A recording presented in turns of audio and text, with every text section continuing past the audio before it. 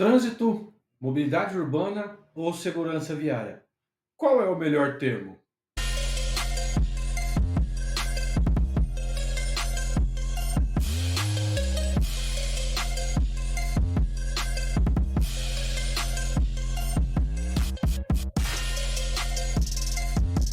Bem, recentemente eu escrevi um artigo no LinkedIn sobre essa situação e resolvi gravar um vídeo para ficar mais dinâmico, para que a gente entenda e até complementar algumas informações que foram citadas. O que me motivou a fazer esse vídeo é a situação que aconteceu na cidade de Praia Grande. Obviamente, deve ter outras cidades que tenham seguido essa mesma linha de raciocínio, porém, por uma questão de proximidade e até por ser mais recente, houve uma mudança do uniforme dos agentes de trânsito, seguindo o layout já pré-estabelecido pelo PL 2160, aquele que todos os agentes de trânsito, os órgãos de trânsito têm seguido, de certa forma, com o amarelo, limão e o preto, só que ao invés de escreverem nas costas do uniforme a palavra trânsito, escreveram segurança viária. E aí me motivou a fazer um artigo no LinkedIn e também a gravar esse vídeo aqui para falar um pouco sobre o assunto. Pois bem, esse é o uniforme que foi feito na Praia Grande, com as inscrições segurança viária nas costas dos uniformes.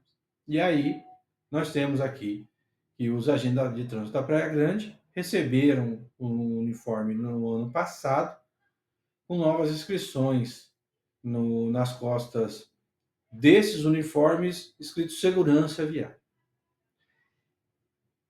O que isso muda de fato? Pois bem, vamos aqui tentar falar um pouco sobre essa situação e por que eu acho relevante essa mudança e por que eu acho relevante que essa mudança possa ser difundida para mais órgãos, não somente aí a cidade de Praia Grande. O que acontece? A maioria dos órgãos de trânsito hoje utilizam outras inscrições também, né? Utilizam outras inscrições nas costas do uniforme dos agentes de trânsito. E por que eu acho interessante essa visão? Isso já é algo que eu já venho falando em alguns momentos, em algumas situações que eu tive a oportunidade de comentar, e aí, vindo à cidade da Praia Grande e fazendo essa alteração, me motivou ainda mais a fazer um vídeo sobre o assunto. A segurança viária, ela é a terminologia correta ao vislumbrar o que foi colocado através da emenda constitucional número 82 de 2014, que incluiu o parágrafo 10 da segurança viária no artigo 144, que é da segurança pública, na Constituição Federal. Então, lá no parágrafo 10, ele vai falar sobre o que é a segurança viária e quem é competente para exercer a segurança viária. Então, esse ponto é talvez o ponto de partida, o ponto inicial para uma questão de conexão direta, não somente ao CTB e à própria questão da segurança do trânsito, para irmos além do CTB e irmos à nossa Carta Magna, que é a Constituição Federal. Então, nesse sentido, eu entendo que, linkando diretamente o agente de trânsito à Constituição Federal, no seu artigo 144, parágrafo 10, automaticamente eu me remeto à segurança viária. Aproveitar aqui para fazer um breve comentário que esse vídeo e essas situações que eu estou detalhando aqui são meramente sugestões e percepções pessoais minhas. Não tem nenhuma relação aí com o que é ou não deixa de ser. É somente aí uma percepção minha sobre o porquê utilizar de segurança viária. Não necessariamente estou me opondo aos outros órgãos que utilizem aí, obviamente, a terminologia diferente da segurança viária. Dito isso, o que eu entendo sobre essa situação e como eu defino essa situação como a melhor? Primeiro, existem basicamente três nomenclaturas utilizadas pelos órgãos de trânsito nos seus uniformes: segurança viária, alguns, agente da mobilidade, alguns outros, e trânsito ou agente de trânsito, a maioria. E aí vamos lá. Por que essa questão tão abrangente? Tudo isso é, primeiro, na minha visão, lembrando que é a minha visão, não é a visão oficial, nem é uma questão de legislação, mas sob a minha visão, a palavra trânsito está estigmatizada. Diferente do que diz o CTB no parágrafo 1º, no artigo 1º, da definição do que é trânsito, quando as pessoas olham a palavra trânsito, ou falam a palavra trânsito, ou citam sobre trânsito, automaticamente o psicológico dessa pessoa vai ter um devaneio, digamos assim, sobre o que é trânsito. E nenhuma delas, na minha visão, vão ir para o que é a definição de trânsito no CTB. Eles vão automaticamente para a indústria da multa, essa pseudo-indústria da multa que o pessoal tanto fala, vão ir também para a questão de congestionamentos e engarrafamentos, e isso automaticamente faz com que o seu cérebro associe a palavra trânsito a uma questão negativa. Alguns órgãos de trânsito entenderam, por sua vez, que seria interessante adotar uma nomenclatura diferente e aí colocaram como agente da mobilidade urbana. Inclusive, algumas secretarias utilizam, aliás, boa parte das secretarias que eu conheço, utilizam Secretaria de Mobilidade Urbana, até utilizam como abreviação CEMOB, a maioria delas. E não é uma crítica a essa situação aqui, esse vídeo não tem a intenção de ser uma crítica. Tem a intenção de construir uma nova abordagem psicológica perante a sociedade e ao trânsito e a mobilidade urbana. Na minha visão, a mobilidade urbana, até com relação à Lei 2.587, a Política Nacional de Mobilidade Urbana, que está muito mais ligada à questão de transporte e a diversos modais de transporte, e não necessariamente ao trânsito, o meu cérebro, isso aí é uma visão particular minha, o meu cérebro remete automaticamente a transporte público. E aí eu acho que a mobilidade urbana acaba, apesar de ser uma terminologia que tira um pouco dessa carga negativa do agente de trânsito, acaba sendo uma terminologia que não remete necessariamente à função prioritária do agente de trânsito. Apesar de entender que na definição e conceito do agente de trânsito, no anexo 1 do CTB, está lá descrito que o agente de trânsito também é agente de fiscalização, operação e educação para o trânsito, mas também envolve fiscalização de transporte, enfim, o agente de trânsito é de trânsito e transporte. Então a terminologia mobilidade urbana não está tão incorreta. Ela, na verdade, não está incorreta. Só que remete, na minha ótica, o meu cérebro, ele é levado a pensar que a mobilidade urbana remete mais a transporte do que trânsito. E alguns órgãos, poucos, utilizam segurança viária como a cidade de Praia Grande que eu citei aqui. O que na minha visão, por que isso é interessante? Quais são as vantagens prioritárias? Nós temos um negócio chamado pirâmide de Maslow.